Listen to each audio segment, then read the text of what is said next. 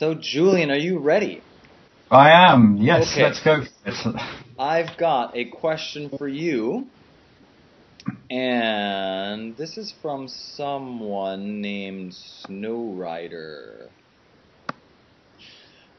Taking responsibility for your own health, getting into optimal physical shape, these are all great things that Dinus, that's me, promotes as a part of his advice, as a part of CureTinnitus.org. The critical flaw, in my opinion, is that Julian Cowanhill's views do not address the issue of permanent ear damage and the resulting permanent ringing. Simply getting out of fight or flight and relaxing the nervous system in no way mean the ringing will subside. So I don't understand Julian's oversight there, save for the fact that he is a cranial sacral therapist, wink wink. That said, Dinus's website is not ill-intended or meant to defraud, so I thought it worthwhile to call off the witch hunt regarding that angle. So, I'm presenting this to you, Julian, and let's talk about this question.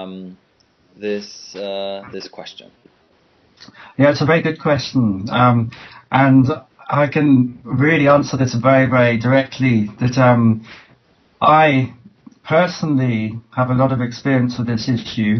I had a very unfortunate experience in the Notting Hill Carnival in London. I walked in front of a very loud speaker, and within a split second I had a searing pain, and I lost I would say half of my hearing due to loud noise exposure. And I went along, had my ears checked, and I became severely deaf. And I have permanent hearing damage. So in one ear I'm moderately deaf, and in the other ear I'm severely deaf. And the way I managed that, I tried hearing aids.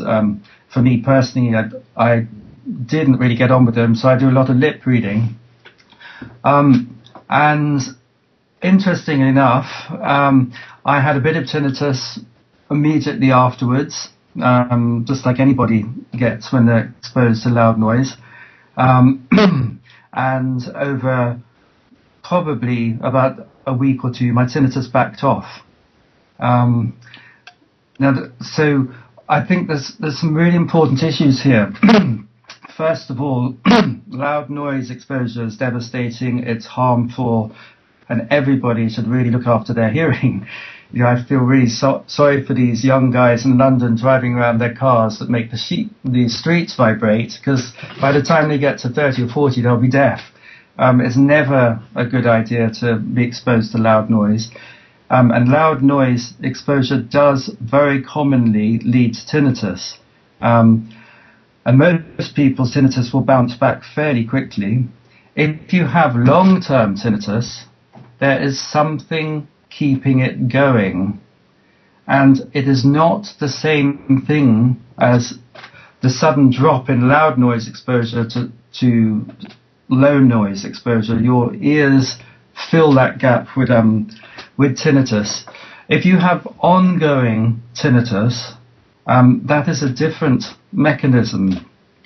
I am a person that has major hearing damage, and I also have deafness, and I don't have any tinnitus. So I'd like to feed that back to the person, to Snowwriter, and say that even somebody who has permanent hearing damage can let go of their tinnitus, because that's exactly what I've done.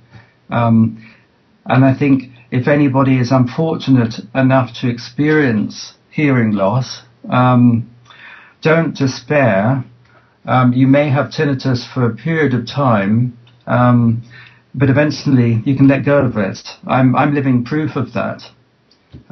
So it's not just being a cranial sacral therapist. It's that's given me this approach. It's also hard-earned life experience, and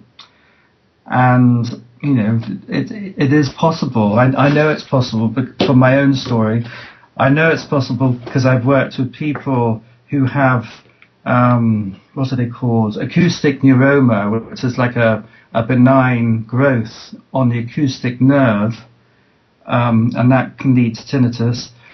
And this woman had an operation, she had brain surgery, she had the acoustic neuroma removed, and then we started working together afterwards. And after such extreme measures, very good ones, she needed that.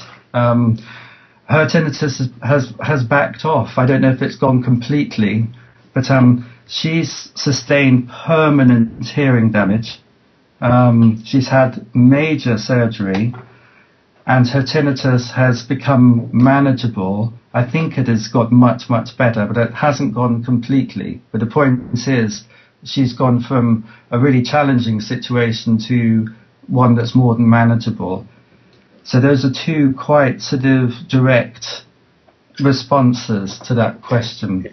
Well, I mean, the statements are very, very firm. Yeah, the statement, this isn't even a question. It's basically saying Julian is mistaken.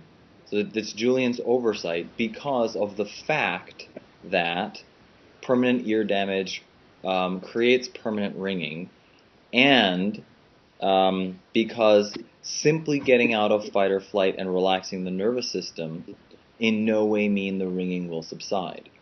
Well, I don't think that's true. Yeah, that's where there's a is this true and is this false kind of a situation, and so you actually don't think that's true. Well, I know it's not true for me and people that I've worked with.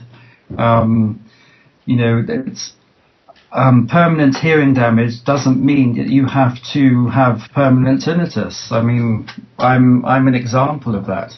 Right. Hearing damage is terrible, but you can get used to it, and that's a big process in itself. And any tinnitus that flares up with that can change. That's what my experience is. Okay. And I'm speaking from my personal experience there. Right, but and your personal experience with your own tinnitus and your own hearing damage, yeah, and then the work with your clients. Yeah. What then we've done is we've effectively separated hearing loss, deafness, actual ear physical damage to the ear. Mm-hmm. Which may or may not be hearing loss. It might be actual just some kind of physical damage or structural damage. We're separating that from the phenomenon of ringing in the ears. Is that correct? Yeah, that's correct, but they are indirectly linked. And just to explain that, it's fairly simple. If you have hearing loss, then your nervous system is going to really try and compensate by becoming ultra-sensitive. So if you're hard of hearing, your nervous system will do its best to compensate and switch on its sensitivity, switch it up. And that sensitivity can lead to tinnitus because your ears end up listening out so much that you end up hearing the internal noise of the system. That's why people with hearing loss, if you wear a hearing aid, that means that your hearing doesn't have to listen out so acutely. And so that can really help tinnitus sometimes because your system resets itself. And if you become dependent on your hearing aids, you're no longer needing to be sensitive. So your hypersensitivity, which causes tinnitus, settles back down again.